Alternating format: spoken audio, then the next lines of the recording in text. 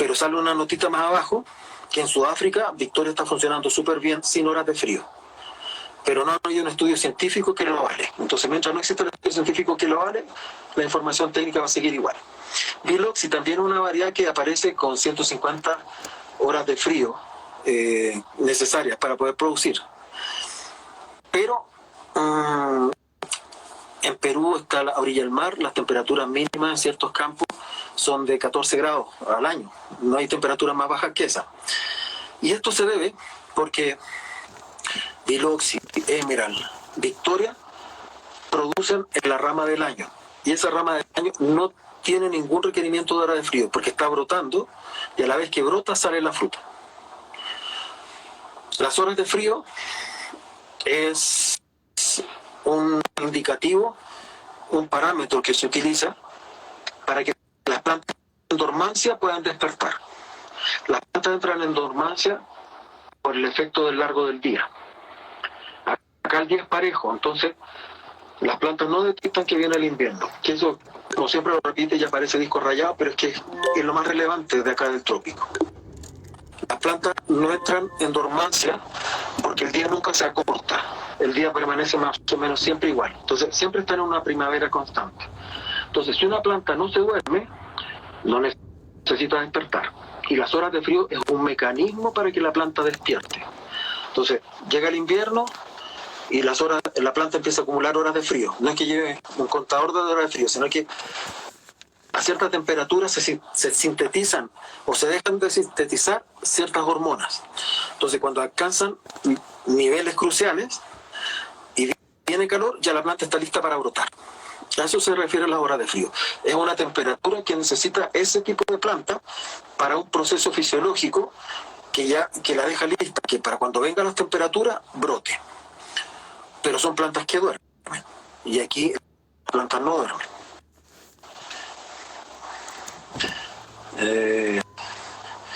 Para Arcabuco, Boyacá, ¿qué variedad recomienda? Es que ahí Arcabuco, Boyacá tiene como distintas alturas. A mí me da la impresión que en Arcabuco todo, porque Arcabuco mismo creo que está a 2.500 metros sobre el nivel del mar, entonces de ahí todo resulta. Es bien lluvioso, entonces si uno va a colocar una Emerald tiene que pensar en tener una cubierta. Pero en Arcabuco debiera funcionar todo, no hay una limitación porque está como a 2.500. Justamente ayer pasé por fuera de Arcabuco y llovía, entonces no hay ningún problema. Ahí más bien la variedad se refiere a qué es lo que quiere hacer usted. Si quiere tener un huerto pequeño, ponga Biloxi, que es facilita de manejar, la vende en cualquier lado, va a cosechar más lento y todo, pero buenos volúmenes. Si quiere hacerlo más grande, ya tiene que incorporar Emerald e ir probando en paralelo algo de Victoria. Si está bien arriba y tiene buenas horas de frío, podría también, y tiene buena superficie, inténtelo también con Legacy. Legacy es súper buena variedad, pero es más trabajosa, pero es muy productiva. O sea, una Legacy que uno la maneja bien, acá debiera poder dar fácil 45.000 kilos, porque en Chile es de las variedades que más da, y con el invierno. En el huerto nuestro tenemos paños que nos dan 30 toneladas, versus otras que nos dan 12, 15. O sea, es una variedad que se carga entera y se recupera súper bien. Sigamos. ¿Cuál es el mejor pH de suelo para plantar? Se escapa un poquito del tema de que estamos hablando, pero el pH es un rango. Las plantas tienen su óptimo entre 4.2 y 5.8, 5.5 porque. ¿Cuál es el pero? Que de repente cuando son suelos de origen volcánico, tienen mucho manganeso, no magnesio, tienen mucho manganeso y tienen aluminio, que con pH bajos se liberan y son tóxicos. Y entonces, para no andar enredado, uno busca un pH de 5 y se puede mover 0.5 para abajo, 0.5 para arriba. Ahí. 6 ya es como ya mucho. Entonces, si uno le apunta al 5, te puede llegar hasta 5.5, puede llegar hasta 4.5 y te mueven en ese rango, que es un rango bien amplio para poder trabajar. Entonces, no es difícil como poderlo hacer. Dice, ¿qué se cataloga como un huerto pequeño o mediano? Eso depende del país. En Chile, un huerto pequeño puede tener 3-4 hectáreas. Un huerto mediano tiene 20 hectáreas y un huerto grande tiene ya 100 para arriba. En Perú, nada, en Perú un huerto pequeño tiene 10 hectáreas, un huerto mediano tiene 150 hectáreas, un huerto grande tiene 2000. Aquí en Colombia la cosa difiere un poquito. Entonces, ¿qué diría yo? Que menos de 1 hectárea ya es un huerto pequeño, media hectárea es un huerto pequeño. Un huerto de 200 hectáreas, un huerto pequeñito, como para familiar o para vender por ahí. Y un huerto grande acá ya empiezan como de las 3 hectáreas para arriba. Seguramente esa situación va a empezar a cambiar en la medida que se incorporen más productores. Pero depende de uno y de la capacidad. O sea, que todo esto depende de la capacidad del bolsillo. Y en las próximas conversas vamos a hablar del gasto. Porque de repente aquí abusan un poco con el gasto. O sea, son plantas. No es cirugía. No es cirugía. Entonces, hacen unas cosas que uno se asusta porque son muy, muy caras y que en realidad no son necesarias. Pero eso lo podemos ver en otra oportunidad. No sé si tienen alguna otra. Acá hay más preguntas. ¿Qué recomendaciones tienes para alturas mayores a 3.000 metros sobre el nivel del mar? Esos lugares son como re complicados porque hiela mucho y graniza también. Entonces, todas las variedades van a funcionar bien ahí. No sé si Victoria, habría que probar. Pero Biloxi, Emerald, Legacy van a funcionar bien ahí. Pero tienes que tener algún tipo de protección, porque si no el granizo no los va a dejar tranquilos y las heladas son súper destructivas. Afortunadamente Colombia tiene crecimiento año redondo, entonces a uno le llega una helada y claro, duele y todo, pero como a los 4 meses ya uno se empieza a recuperar y puede producir frutita de nuevo. Ahora, el control de heladas es bastante sencillo. El control del agua es por medio de aspersión de agua, que más adelante podemos ahondar sobre eso. Ni en pulsos, ni en poquitos volúmenes. Es agua fuerte. Pensando en 9 litros por segundo por hectárea. Son volúmenes bastante fuertes. O sea, estamos hablando de 30 a 45 metros cúbicos por hora de control de helada. Y eso no es magia. Esto tiene una justificación científica. El agua cuando se congela libera energía. Si tú tienes poquita agua, va a liberar poquita energía. Es lo mismo que las teteras, cuando hay un estado de cambio. Si uno pone el agua a hervir, tiene que colocarle energía para que cambie de estado líquido a gaseoso. Cuando sucede el proceso contrario, que está el agua líquida y se congela, hay una liberación de energía. Si uno aplica poca agua, poca energía va a liberar. El chiste aquí es que si hay pendiente y todo, uno el agua la puede reciclar. Eso no tiene problema. Existen medidas sanitarias. Uno puede reciclar esas aguas siempre y cuando no estén arrastrando químicos, cacabaca y todas las cosas. Uno puede reciclar esas aguas y aplicarlas una y otra vez sobre la planta. Y tiene que dejar de cosechar 3 días para que las bacterias que pudiesen estar en esa agua se descompongan con la luz ultravioleta. Entonces, existe norma que se puede hacer así. Pero requiere unos motores bastante buenos. Pero una hectárea, o sea, pero una helada es nefasta. Pues uno lo deja en la época de mejores precios, lo deja sin nada. Y tiene que seguir pagando a los trabajadores, tiene que seguir parando la olla y no recibe ni uno. Hasta que el huerto se recupere otra vez. Entonces, conviene hacer eso. Sobre todo acá, que hay tanta pendiente. Entonces uno puede jugar con las pendientes y puede hacer control de helada utilizando las pendientes, puede regar y asperjar agua solo con las diferencias de presión que le da la altura, y tener un mortoncito que esté tirando agua siempre por reservorios de hasta arriba. Ahí uno se las puede ingeniar y se van a sorprender que no es tan caro, pero requiere volúmenes muy grandes de agua. He visto acá que hacen unos controles intermitentes, le echan como 5 minutos, después se pasan otros sectores. Esa cuestión es un desastre, se les congela todo. Pregúntenle a los que los tienen y cómo les ha resultado. Esa cuestión se congela todo. Uno deja de aplicar energía, se enfría, vuelve a aplicar energía, se enfría. No, eso no sirve para nada. A ver, para empezar a mirar cuál es la mejor opción para empezar.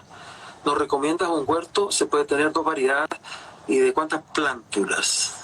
En el sector de Sutatensa, voy acá a una altura de 2400. Difícil la pregunta porque ahí podrías colocar Biloxi y Emerald. Y unas pruebitas de Victoria, te llevas 3, 4 plantitas de Victoria y que se regalan en el paquete para que las vayas probando y después nos cuentas cómo te fue. Legacy, a esa altura no lo sé y no conozco bien ese valle, pero Sutatensa ahí lo vamos a buscar para ver bien. Pero yo me complicaría la vida, colocaría mitad y mitad de Biloxi, mitad de Emerald y unas poquitas de Victoria para ver cómo te está yendo, porque yo creo que le tengo fe que va a ser una variedad futuro muy buena. A 1900 metros sobre el nivel del mar, ¿qué recomiendas? Lo mismo. Biloxi y Emerald. Y unas pruebitas de Victoria. Legacy ahí si quieres probar, pero es difícil que funcione Legacy a esa altura. Pero sí se puede probar. ¿Con qué regular el pH? Andrés pregunta. Ya está. Alternativa. Si uno va a plantar en suelo, lo primero siempre es tomar los análisis de suelo. Y ver qué pH tiene en el suelo. Si tienes un pH elevado en tu suelo, lo primero que tienes que hacer es colocar azufre. Azufre micronizado, azufre en polvo, el amarillito, pero darle tiempo para que trabaje. Aquí, ojalá que no se enojen, pero quieren arándanos instantáneos. No, y esto es un cultivo que tiene que durar 15 años, 20 años. Entonces hay que ir también con los tiempos. O sea, si uno va a aplicar azufre en el suelo para bajar el pH, uno tiene que considerar que eso lo tiene que dejar actuar unos 6 meses. Si las diferencias no son tan importantes, uno lo puede manejar por intermedio del riego.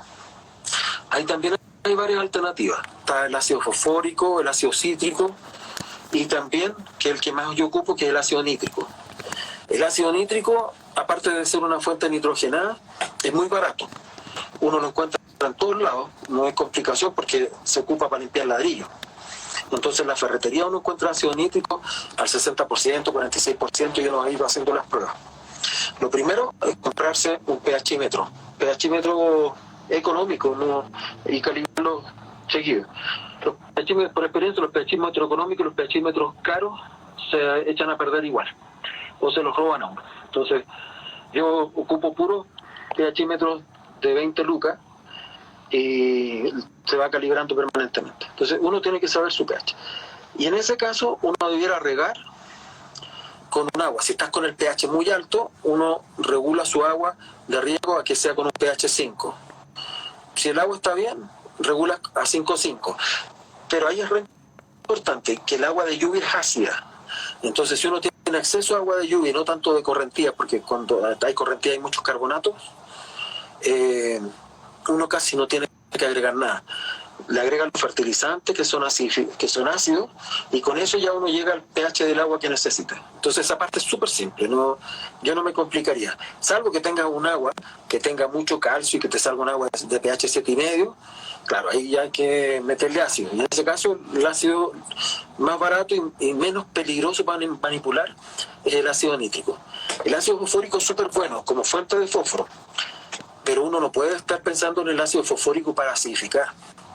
Porque una que es súper caro y porque va a elevar los niveles de fósforo muy fuertemente en el sustrato. Y eso va a impedir que otros elementos puedan ser absorbidos. Entonces hay que irse con cuidado con eso. ¿Quién dice? Luis Pisa Sánchez. ¿Qué cuidado debe tener las plantas a 2.700 metros de altura y el riego cómo debe ser? Y la forma de sembrado en el tipo de tierra cómo debe ser. La siembra. La siembra. Siempre suelo suelto. Sea en bolsa, sea en suelo directo, tiene que ser suelto. Los arándanos tienen dificultades para penetrar y tienen dificultades en absorber oxígeno. Entonces, si tú tienes un suelo suelto, la raíz se va a poder expandir fácil, en forma superficial, y va a tener un crecimiento espectacular. Entonces, si uno no tiene un suelo suelto y quiere plantar en suelo de puro terco, tiene que alivianarlo. Y ahí la alternativa barata en Colombia hoy es la cáscara de arroz. O sea, igual ha subido un montón, pero sigue siendo una alternativa barata. Aquí es lo que tienes que llegar, tanto en el sustrato de las bolsas como en el suelo, que la retención de humedad a capacidad de campo no sea mayor al 50%, que se mueva entre el 40 y 50%. Esa es la clara. Y eso uno hace una probita en el de laboratorio, pero en la misma casa. Ahí si quieren después, más adelante, conversamos de cómo poderla hacer. Y eso, o sea, uno tiene que tener un sustrato que cuando esté bien regadito y que drenó, prácticamente el 40% de ese sustrato va a ser agua. El otro 40% del sustrato va a ser aire y un 20% del sustrato va a ser realmente el sustrato, la tierra, ¿cómo se llama? La cáscara de arroz. Hay otros productos que se pueden colocar. Hay que colocar viruta. Aquí se me enreda, porque en Chile la viruta es la larguita, los pedazos largos, y el acerrín es el chiquitito, el polvillo. La que te sirve realmente es la de los pedacitos largos. El acerrín no, porque el acerrín te va a captar mucha agua, entonces no te va a soltar el suelo, te lo va a apretar más. Turba, el mismo cuento, la turba va a apretar más el suelo porque es una esponja que se llena. El coco pit, que es el coco que es bien blandito, bien molido, también es el coco pit, retiene.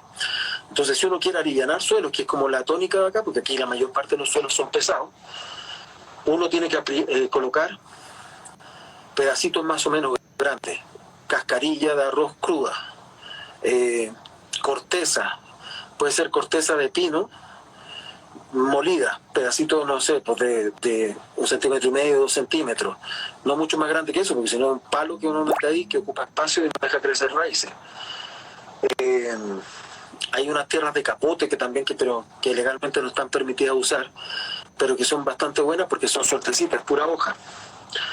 Entonces, tú le puedes agregar distintas cosas. Ojalá que no le agregaran eucaliptus hasta que se vea bien el efecto. Los eucaliptus tienen un problema, beneficio para ellos, que producen alelopatías. Los eucaliptus matan todo lo que está alrededor. Entonces hay que ver bien si los chips de eucalipto, los pedazos de eucalipto, lo que salga de la cinta de corte, están provocando algún problema o no. Hay otro producto nuevo que se está empezando a utilizar, que se llama la champiñonaza. La champiñonaza ya se está usando y funciona bastante bien. Pero también tiene el tema que es el efecto contrario. La champiñonaza capta agua. Entonces, más bien cuando uno tiene mucha arena o mucha cáscara de arroz, ahí uno coloca una champiñonaza. Entonces, respecto a tu pregunta, ¿cómo se puede plantar? No sé si está enfocada que si se puede plantar en bolsas o si se puede plantar en suelo. Si tu suelo es sueltecito, puedes colocar en suelo, pero te encargo el ataque que va a tener de chiza. Las chizas son súper voraces y en el suelo es re difícil controlarlas, porque uno puede tirar líneas de riego, tira el producto, que en este caso podrías tirar, por ejemplo, un Lorban, clorpirifos, que es lo mismo. Los bichos van a detectar y huyen. Y después cuando pasa el efecto vuelven. En una bolsa están más confinados. Entonces cuando uno hace las aplicaciones sí se mueren. Estuvimos en un huerto hace nada, en Santa Rosa de Osos, en Antioquia, y llegamos a encontrar en bolsas, porque no se había hecho una aplicación bien, encontramos en bolsas más de 35 chizas y que se estaban comiendo las plantas por todos lados. Entonces, ese para mí es el peligro principal de colocar en suelo o colocar en bolsa. Si uno hace una buena aplicación de insecticida en la bolsa, con bastante, ni siquiera con tanto producto, sino que con bastante agua, como para que arrastre, para que llegue hasta abajo, el efecto se acerca al 100%. En suelo es muy difícil. También hay productos, también hay hongos entomopatógenos que ayudan, también hay nemátodos que uno puede aplicar, pero ninguno de esos tiene un efecto knockdown que mate todo de una vez, y esos bichos comen y comen y comen. Entonces, si a mí me preguntan, y si la pregunta está enfocada para allá, que no estoy tan claro, que yo plantaría en bolsa. En el suelo acá me da miedo porque en Chile nosotros hemos perdido muchas hectáreas en el campo nuestro, por el ataque de los gusanos blancos, de las chisas, cucarrones, como le quieran. Y es muy difícil el control. Se intentó de todo. No, los bichos le aplican el producto, detectan el olor y ¡fum!, se van entre medio de la hilera. Pasó el efecto, vuelven y se comen toda la planta otra vez. Dice Andrés, dice: plantas tienen un sistema de protección y equilibrio para soportar pH ácido de 4,555. Los arándanos son acidófilos y aparte están clasificados como calcífugos. Entonces, en laboratorio, uno ya después que saca las plantitas de frasco las coloca en turba, y la turba tiene pH 3 y tanto. Los arándanos al pH que sea, siempre y cuando sea bajo 6, van a funcionar bien. ¿Qué pasa? Que hay interacciones en el suelo que te complican. Entonces, a pH muy bajo, si son suelos de origen volcánico, todo, como les decía, se va a liberar mucho manganeso y aluminio, que ambos son tóxicos para las plantas. Si tienes pH alto, hay elementos, por ejemplo, como el fierro, que ya se fijan mucho en la materia orgánica y no son disponibles para las plantas y se crean clorosis férrica. Entonces, más que un sistema de protección y de equilibrio de las plantas evolucionaron en esos sistemas. O sea, eso es lo que siempre conocieron y uno trata de replicárselo. Por eso digo, uno se fija una meta en el pH. Mi meta es 5. Podré mover 5 para abajo, 5 para arriba. Y ahí coincide con lo que está comentando Orcauca. Claro, de 4,5 a 5,5. Ahora, realmente, y si uno ve los estudios científicos, te dicen 4,2, 5,7, es como más específico, pero para uno metérselo en la cabeza y hacerlo simple, 5. Ese es el pH adecuado. Menos 0,5 para abajo, 0,5 para arriba. Ese es el rango en que uno se puede mover. Y con eso no debieras tener problemas de casi nada. Va a tener buena absorción de fierro, va a tener buena absorción de magnesio, el aluminio y el manganeso, si están presentes en el suelo, no van a llevar a una toxicidad. Entonces, ese es el punto. Y no es tan difícil llegar a ese punto, porque acá hay mucha que viene de la lluvia, y la lluvia por lo general es ácida. Dice, realmente se notan los cambios en la cosecha cuando se siembra bajo invernadero, si se considera fundamental. Mire, las plantas al aire libre funcionan mejor que ninguna cosa. Pero se enferman las flores, de repente la fruta la fruta mojada dura mucho menos, eso es clave. Si uno la quiere vender rápido, no hay ningún problema. Si no es una superficie muy grande. Pero si ya uno tiene una superficie, no sé, por 1 hectárea o algo así, y tienes 6 días de lluvia, te queda un día para trabajar. Hay gente que seca la fruta por medio de túneles o de ventiladores, pero no queda igual. Y esa fruta, la duración, uno la va a secar, pero la carga de hongo no la saca. Entonces la duración de esa fruta es mucho menor en post cosecha. ¿Qué creo que se puede hacer?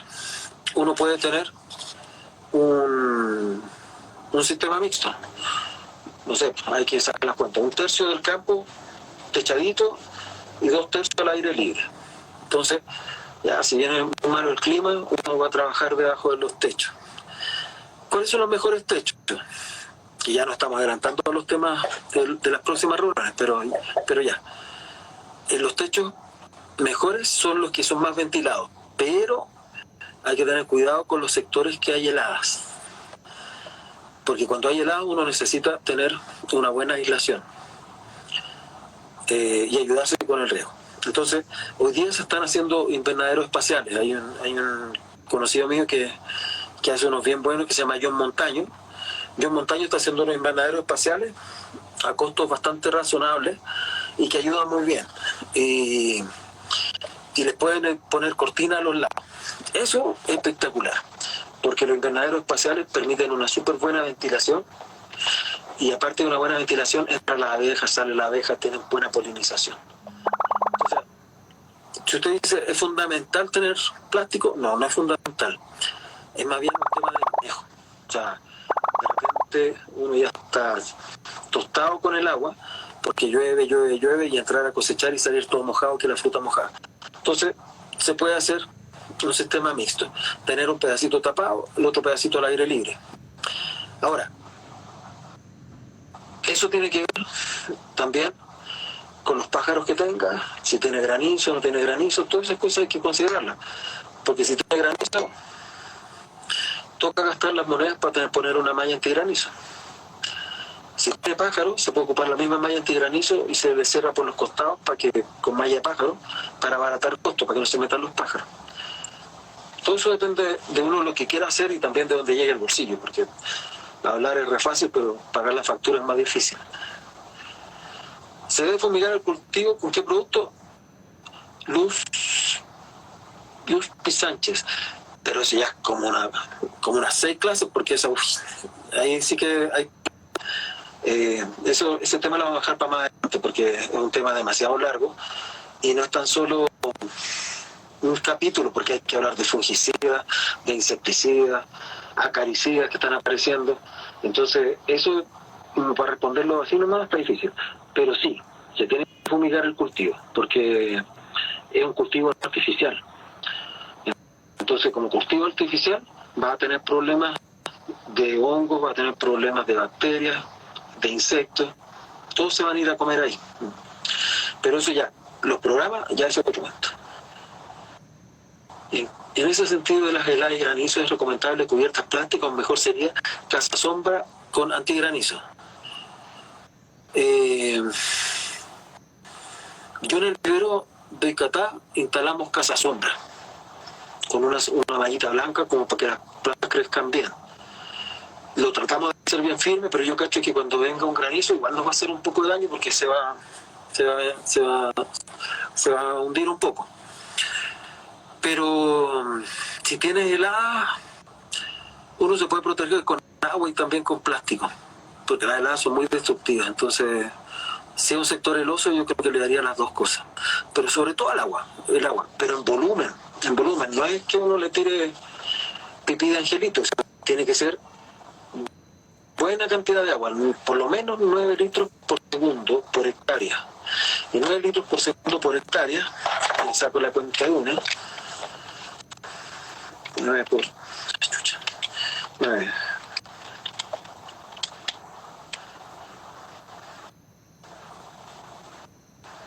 Estamos hablando de... espérate. 9 por... Ya, ahí está. Son 32 metros cúbicos por hora. Eso es lo que uno tiene que botar para controlar una helada. ¿Hasta cuánto la puede controlar? Más o menos un volumen así de agua que está bien puesto, que no es intermitente ni nada, puede llegar hasta un -5, -6. Más que eso, menos que eso no va a controlar. Entonces, si uno está en una zona que acostumbra a tener heladas más potentes que esa, tiene que apoyarse con distintas formas. O sea, tiene que cerrar su invernadero tempranito, a 2, 3 de la tarde, tenerlo cerrado para que acumule calorcito para la noche, mojar camino y echar a andar el agua apenas las temperaturas están en 1 grado y uno ve que viene bajando.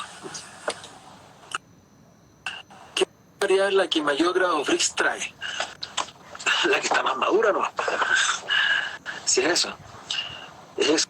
Si la variedad tú la dejas colgando, va a seguir acumulando grados Brix. Llega un minuto en que ya frena. Pero si tú dejas colgando una Emerald, Victoria, Legacy, Biloxi durante mucho tiempo, la variedad va a ser cada día más dulce, va a tener más grados Brix, va a llegar a 17, 18, que es como el tope que llega. Pero hay que considerar que hay que buscar un equilibrio, porque entre más altos los grados Brix, la fruta se descompone antes. Eso es. O sea, si tú la dejas madurar, va a seguir subiendo su grado Brix y cada vez va a estar más dulce, pero más blanda también, más harinosa. Entonces, una fruta buena tiene más o menos 13, 14 grados Brix. Eso te da un sabor re agradable. Pero en realidad uno no cosecha por grados Brix, porque no puede estar midiendo fruta a fruta. Entonces lo que hace uno es que se mete una vez a la semana al cultivo, depende, porque Veloxi necesita meterte una vez a la semana y sacar todo lo que está azul. Y todo lo que está azul te va a salir fruta que está con 11 Brix, otra que está con 13, una que está con 14. Pero no te queda mucho otro porque el parámetro de cosecha es el color. Tú no puedes partir fruta por fruta para ver cuántos grados Brix tiene.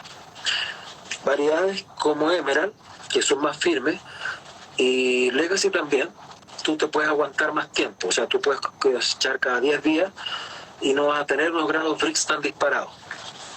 Entonces, ahí también va el tema de la elección varietal. Fernando pregunta, ¿sembrar en suelo o bolsa para un huerto de 1,2 hectáreas? Depende de tu suelo. Si tienes un suelo sueltecito y si le falta un poquito de soltura, tienes que agregarle bastante cascarilla para que lo alivianes más todavía. Y vuelvo a lo de arriba.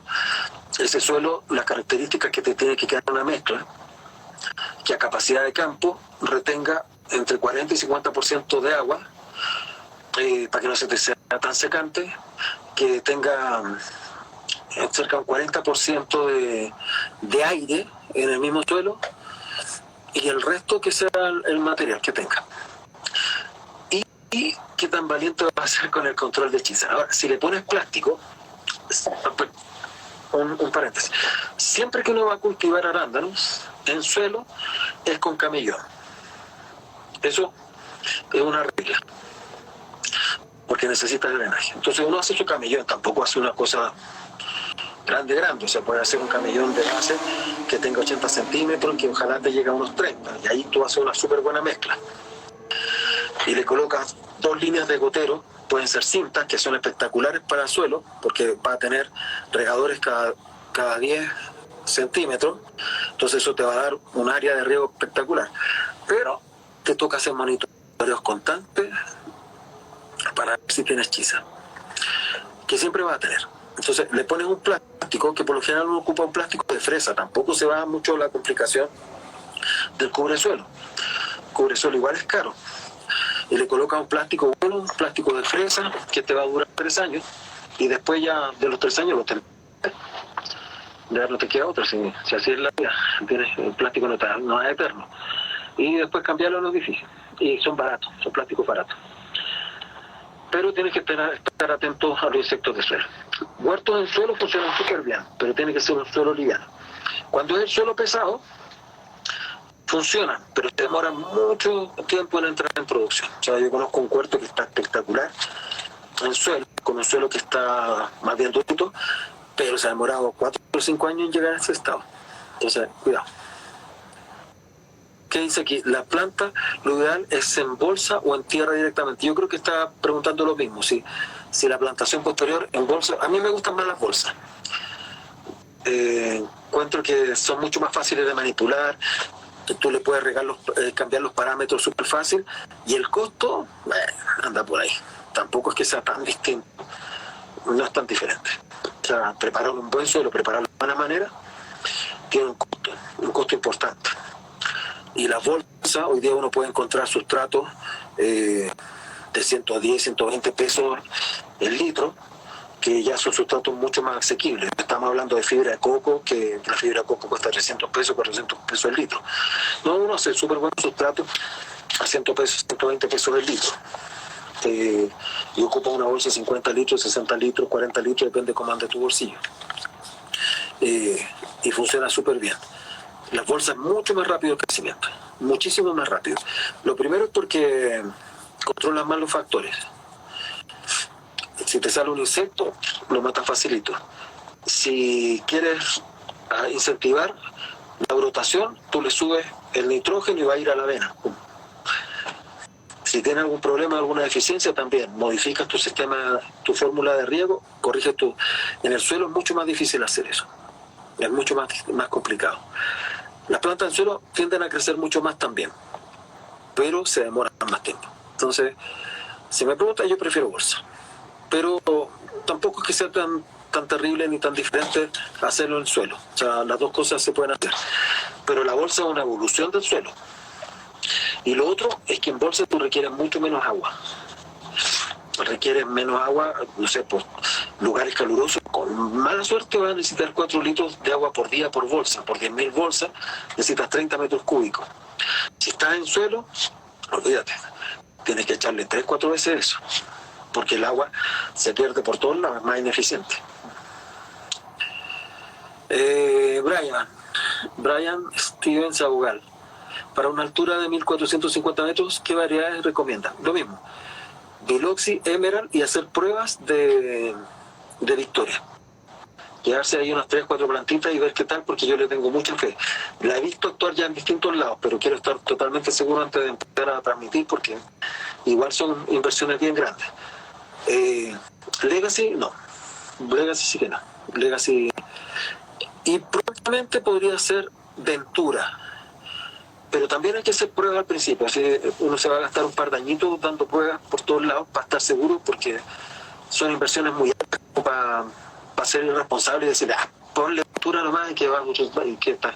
Si se te dan vicios, ¿cómo lo hacemos? ¿Se puede instalar un semi-invernadero? Se puede instalar un semi-invernadero, no, sin problema. Eso se puede hacer sin problema. Ahora, hay que ver qué tanto más barato te va a salir o no. Hoy día los invernaderos, ¿cómo se llama? Los espaciales, si lo haces con madera y a costo razonable, puede estar costando, creo que 21.000 pesos el metro cuadrado. Hay unos invernaderos que están bien bonitos, que se pueden ir a visitar, se ponen de acuerdo con don Gustavo Sol, que están alrededor de 30 o 35.000 pesos el metro cuadrado, que son invernaderos top, que son los que tiene él en su finca, en San Antonio. Hay otros túneles, que uno podría hacer unos túneles que podrían gastar 25.000 pesos el metro cuadrado. Todas son palabras mayores. Entonces, en ese aspecto, ¿qué es lo que les recomiendo yo? Que si uno no está con todo el capital, lo primero que hace, planta, bien ordenadito, con sus cortavientos, porque los cortavientos, eso sí que no te puedes correr porque son imprescindibles, porque el viento frena todo el crecimiento de las plantas. Hace unos cortavientos que sean simples y deja los espacios correspondientes, y ya cuando empiece a llegar moneda, pum, uno le tira encima una malla, supongamos antipájaro o antigranizo. Ya te llega más moneda, con la misma estructura uno tac, lo cubre con su invernadero. Eso se puede ir haciendo. Si tienes suficiente capital y le pones el invernadero desde un principio, claro, las plantas van a volar, pero no siempre está el capital, entonces uno puede ir haciéndolo paulatinamente. ¿Vale la pena la inversión adicional en cubierta de plástico? Sí, vale la pena. Pero hay que cotizar bien, porque hoy día la variación es muy grande. Me asalta una duda. A la arándano le gusta el pH 6,5 y qué tal su compartimento para llevar al orgánico. No tiene nada que ver el 6,65. O sea, el 6 a 6,5 va a tener clorosis férrica. Eso no está bien. O sea, tú tienes que tener un pH menor a 6. Eso, cero posibilidad. ¿Qué tal su comportamiento para llevarlo orgánico? Sí, sí existe, pero es difícil, muy difícil, porque tienes que tener todo tu sistema para controlar plagas. No puedes estar mezclando. Entonces, te llega un ataque de hechiza, te tienes que aguantar y empezar a aplicar los nematos y ir aplicando hongos tomopatógenos hasta que se acaben, pero te pueden hacer daño entre medio. Entonces, es un proceso. Si yo fuera tú, yo parto convencional y me voy cambiando al sistema orgánico. Hoy día en Colombia no creo que se pague más por el orgánico que por el convencional, porque el precio está muy alto. Y cuando los precios están muy altos, las diferencias son bajas. Hay una empresa en Huasca que trabaja súper bien y ellos tienen orgánico y les va bien, está muy, muy bien. Pero ha sido una experiencia de muchos años. O sea, no es liviano el tema. O sea, hay que saber mucho sobre eso, estar pendiente, monitoreando a cada rato. Y tiene otros problemas. ¿Con qué le agrega nitrógeno? Entonces, de las fuentes de nitrógeno, la mayoría son fuentes que no son orgánicas. Entonces, ahí tienes que inventártela y empezar a aplicar orgánico, o sea, nitrógeno orgánico, y eso le sale bien caro. Entonces, ¿que se puede llevar orgánico? Sí, o sea, el cultivo de arándano orgánico existe. En Chile el 30% de los arándanos son orgánicos, pero eso ha llevado una curva de aprendizaje que es súper larga. No no es de un día para otro, y también necesitan una infraestructura de país respecto a los insumos, que tenga insumos orgánicos y no cualquier cosa, porque ya da lástima decirlo, pero es que hoy día recomiendan desde tirarle cobre con azufre a las plantas, que es un desastre, porque más la mitad, a tirarle calcio. Le están tirando calcio como locos, le están tirando magnesio como locos. Sacaron unas recomendaciones de no sé dónde y están tirando tanto magnesio como nitrógeno. Y eso, que el magnesio es un menor, y se tira como un menor, se tira en cantidades muy pequeñitas. Le están tirando calcio, sulfato de calcio a las plantas, y no es en huertos aislados, le están tirando por todos lados sulfato de calcio. No, porque el calcio te va a subir el pH, y tú necesitas tener el pH bajo. Entonces, que son... Ni siquiera uno entra en la duda de que si están malas nomás. No están tan bien. Entonces eso hay que irlo filtrando. Que no cualquiera sabe, los arándanos en realidad no son difíciles, pero son diferentes. Entonces, aquí han encalado las papas toda la vida y se le ocurrió ahora que tenían que encalar los arándanos. ¿De dónde? O sea, uno no trabaja con cal en arándano. Por lo general el agua acá trae algo de cal, entonces con esa cal es suficiente para que tenga rigidez en los frutos. Y si te falta un poco de cal, uno le agrega un poquito de nitrato de cal, pero poquito. Pero hay que tener mucho cuidado. Entonces hay que ir viendo. Se recomienda la aplicación de micorriza en biloxis. Sí, las micorrizas funcionan bien, pero las micorrizas hay que tener cuidado porque las micorrizas son específicas. No es que tú le puedas aplicar una micorriza de la lechuga a la arándano, no va a funcionar. La micorriza de la arándano se llama micorriza vaccini. Yo tiempo atrás, creo que como 2 años atrás, estuvimos en una feria en Medellín y ahí estaban desarrollando el protocolo para poder aislar la micorriza vaccini. No, tirar en micorriza por tirar en micorriza es perder plata, porque no es el hongo que precisa, entonces se les van a morir y no van a en ningún caso van a colonizar a las plantas. En Cauca los suelos son franco-arenosos de pH 5.1 a 5.8, súper espectacular. En Tello, ahí en Neiva, también son franco-arenosos. Uno podría plantar directo y le echa un poquito de mejora y otras cosas, y retienen buena agua, son calentitos y todo. Nada más que en esa parte que te digo, tienen pH más alto. Están con pH 7, pero eso se corrige. Y uno lo corrige con tiempo, con azufre. ¿Recomienda eucalipto para cubresuelo? No, para nada. El eucalipto, como les decía, siempre hay que probar. Que las variedades de eucalipto acá yo no las conozco, entonces hay que probar en un sectorcito y colocarle eucalipto para ver qué tal, a ver si funciona o no. A lo mejor el eucalipto que está acá no produce anelopatías. Anelopatías es que las plantas liberan sustancias que matan todo lo que está alrededor. Entonces uno va a un bosque de pino, un bosque de eucalipto y prácticamente es monocultivo. Matan todo lo que está ahí. No sé si sabe anelopatías, en los eucaliptos que cultivan acá se transmiten por los chips, no lo sé. Habría que probar.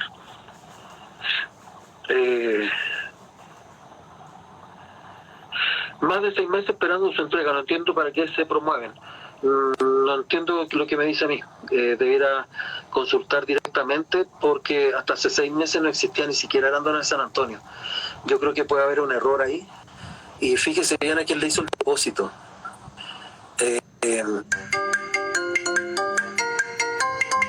Surgió el tema.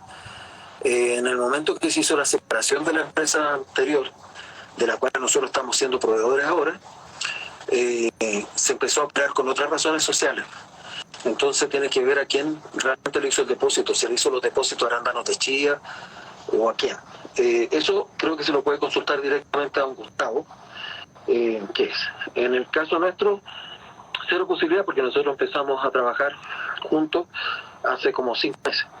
Así que esa no me voy a pronunciar, pero yo creo que hable directamente con don Gustavo, pero yo creería que lo primero que tiene que hacer es ver a quién le depositó la plata. Si se la depositó a arándanos de chía o si se la depositó a otra compañía. Ahí tienes que ver. ¿Qué producto se recomienda para hacer lavado de las mangueras? Primero tiene que tener buenos filtros, para no tener que andar lavando las mangueras cada rato. ¿Qué se puede hacer? Usted puede lavar con ácido fosfórico y cloro, pero hay que tener mucho cuidado porque eso libera un vapor bien tóxico. ¿Qué es lo que ocupo yo? Ocupo peróxido de hidrógeno, peróxido de oxígeno, en proporción de 4 ppm. Ahí si quiere después me escribe por interno, le puedo contar un poquito más del protocolo, que es como largo de ser acá. Pero eso. Siguiente pregunta, dice, ¿qué tan recomendable es la aplicación de 15-15-15? Mire, lo que pasa es que el 15-15-15 y todos los otros productos, uno tiene claro que 15 de nitrógeno va a ser amoniacal, porque es como la fuente económica. En ese caso está bien. El 15 de fósforo, un misterio, porque dice fósforo asimilable PO5, no sé dónde. El que es complicado es el 15 del potasio, porque el potasio puede venir por lo menos en dos formulaciones: cloruro de potasio, que también se llama muriato, y sulfato de potasio. Entonces el cloruro de potasio es tóxico. El cloro, las plantas no soportan el cloro, las plantas de arándano. Entonces hay que tener cuidado con eso. Entonces puede que esas mezclas son cómodas y uno las tira, pero nos dicen, yo me he fijado bien, ya, ¿y dónde salió ese potasio? ¿Qué es lo que es? Dice 15% de K2O. Pero si es con cloruro, uno va intoxicando. Entonces, en ese caso, ¿qué yo hago? Disgrego. ¿Qué fuente uno ocupa para agregar nitrógeno? La urea. Pero urea de buena calidad. Hay una urea que vende Yara. No es comercial porque no me regalan nada, ni ahorita. Yara, que vende una urea que se llama Midas. Y la Midas tiene 40% y 6% de azufre. Esa urea viene con una notita abajo que dice Yuren máximo 9%, 9 ppm. La urea es excelente fertilizante, pero tiene un pero, que la urea se hace, en el proceso se libera un tóxico que se llama diuren. Las ureas de mala calidad tienen muy alto y eso produce clorosis úrica y que las plantas se ponen amarillas. Entonces, la urea, súper recomendable, pero hay que tratar de comprar una urea de buena calidad. Y la que he encontrado yo de buena calidad, que tampoco es que salió a buscar muchas, esa, la Amida de Yara, y que es de 40,006, o sea, 40% de nitrógeno, 0,06, y el 6 es de azufre. Entonces, uno se para ahí. El fósforo, del medio, uno lo puede aplicar como ácido fosfórico, que en realidad lo encuentra en todas las tiendas como hidrofos.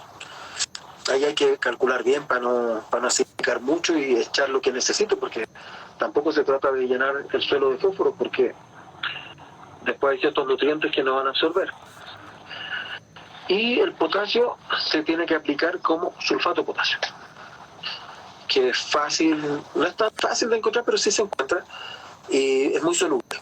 Entonces, ahí conoce uno, tiene cubiertos los mayores. Y los menores, hay una serie de productos que traen menores, unas mezclas. A mí me gusta uno que se llama Hidrocomplex, que es un pelito salino, pero que viene bien equilibrado. Hidrocomplex trae de todo y funciona bien. ¿Qué producto se recomienda para mejorar la post cosecha en Biloxi? Ninguno. Para mejorar las post cosechas no es magia. Uno tiene que cosechar a tiempo, es lo primero. Uno tiene que cosechar cada 7 días y sacar todo lo que está azul. Si se le queda frutas azules, la próxima pasada la van a sacar y esa fruta ya va a estar sobremadura y va a podrir así. Y va a podrir el cáncer completo. Segundo punto, hay que enfriar muy rápido. Aquí no se está ocupando todavía mucha cadena de frío, pero lo ideal es que la fruta, para que dure bien, no estamos diciendo que es lo práctico, porque mucha gente aquí no compra con cadena de frío. Lo ideal es que a las 4 horas de que esté cosechado, la fruta uno ya la tenga en 0 grados, en la pulpa adentro, y eso uno lo hace con túneles de frío.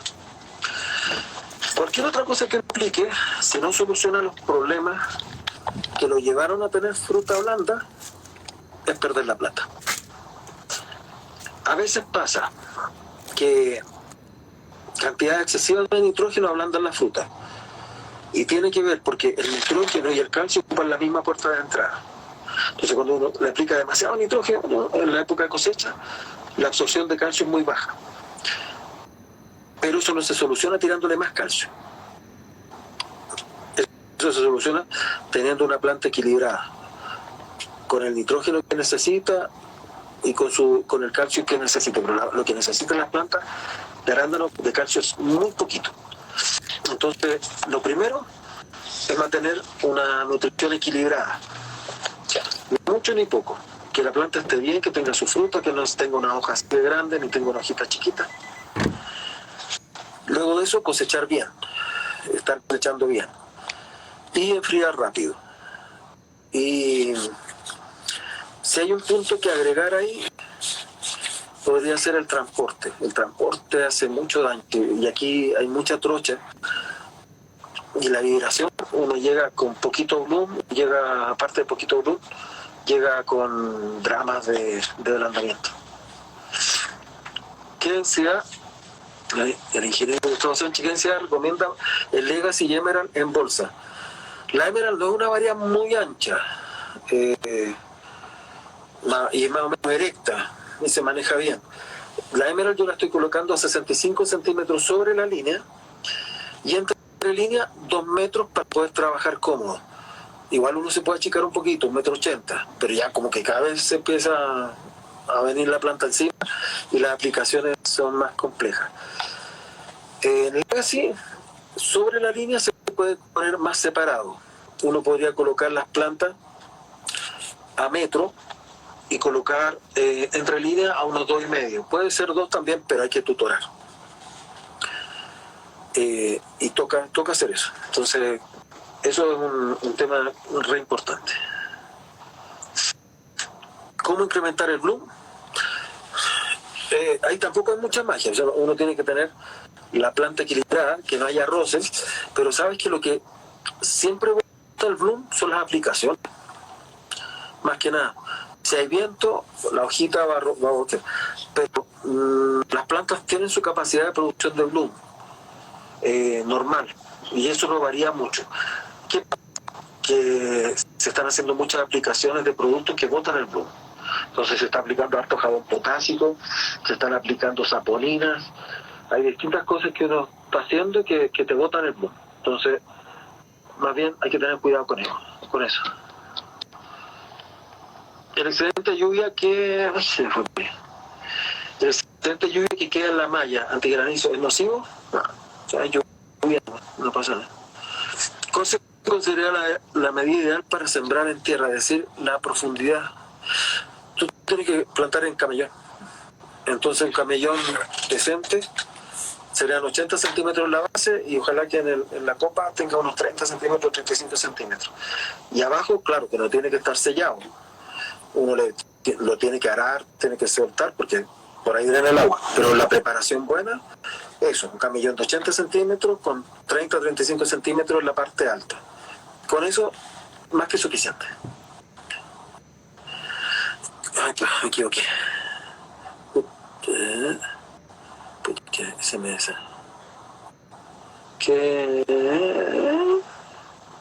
Perdón, es que me perdí. Se perdió el audio, dice.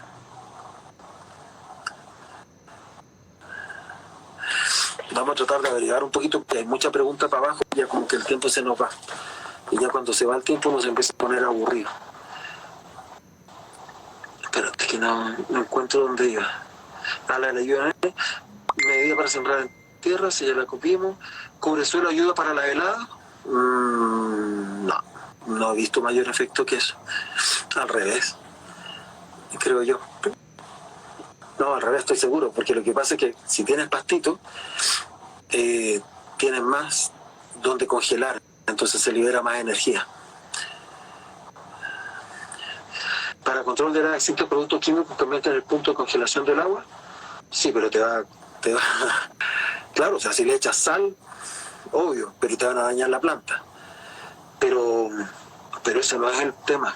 Hay unos productos que venden que te aumentan la cantidad de azúcar en la planta y que se ocupan en Chile en eucaliptos, pero nunca fue gran cosa. Lo que tiene que hacer es que aplicar hasta agua no, porque todo lo que tú le apliques al agua son muy grandes, entonces te va a salir ultra caro y te puede producir alguna contraindicación con el, ¿cómo se llama? Con el... Y pensándolo, no tiene sentido porque tú no estás buscando que se te congele el agua, estás buscando que no se te congelen las plantas, la fruta.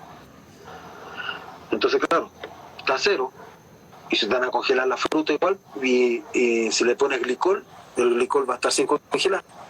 Y lo que estás buscando es que el agua se congele para que libere energía y que esa energía te pueda cubrir el fruto, se forma como un iglú. Y al congelarse eso, libera energía y mantiene la fruta ligeramente sobre cero. Para siembra en bolsa, ¿qué medida de tener?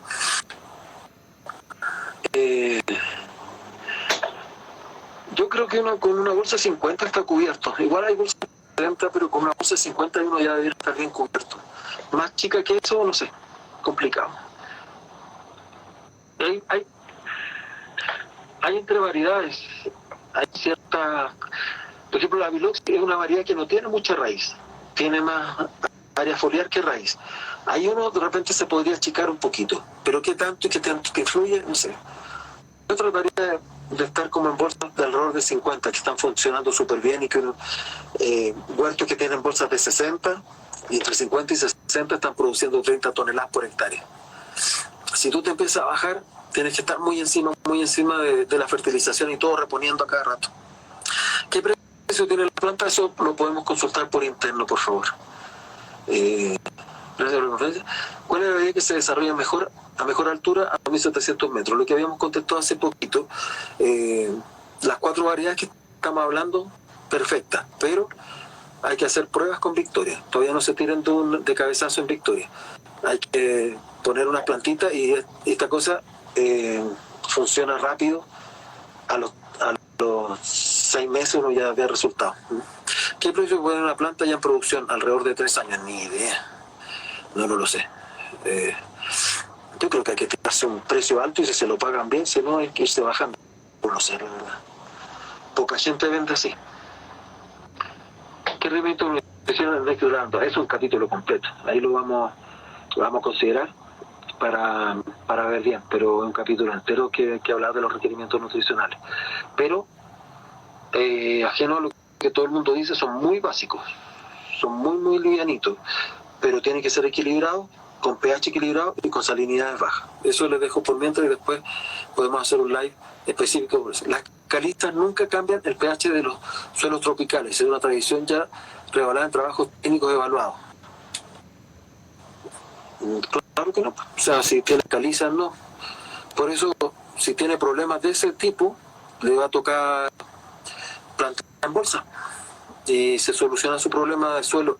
Si un suelo tiene un pH muy alto, tiene un pH excesivamente bajo, uno se corre de eso y planta en bolsa.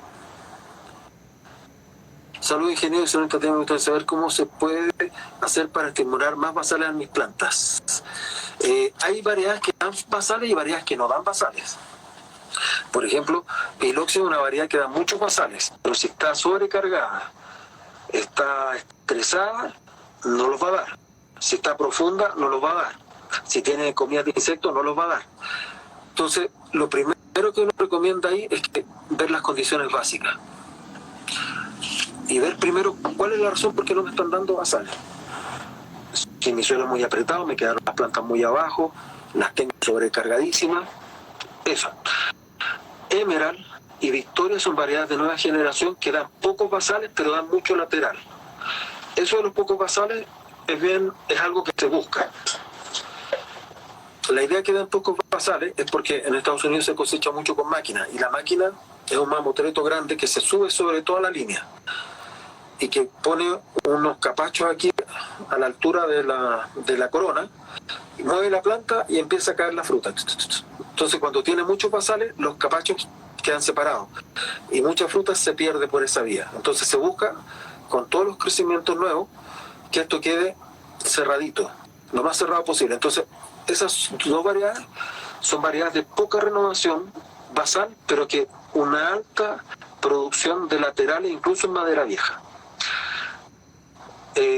Emerald, perdón, Velocity y Legacy, que son variedades más antiguas, fueron seleccionadas de otra forma, y esas dos debieran emitir naturalmente muchos basales. Si no están emitiendo basales es porque alguna parte del manejo está fallando.